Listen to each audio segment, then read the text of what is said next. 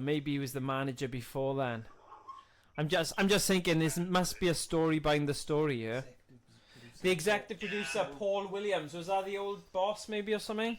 Let's have a look. Oh no, he's just a British guy. He's a British guy who's Sega. That's not him. I don't think that's your. No, that's not him. I don't think.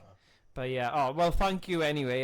You know, it's just we haven't worked out exactly where it is, but thanks for asking your manager. Maybe we'll find out from someone by looking it up more. I don't know. Yeah, we'll give him a phone back. But no problem. I hope we find out.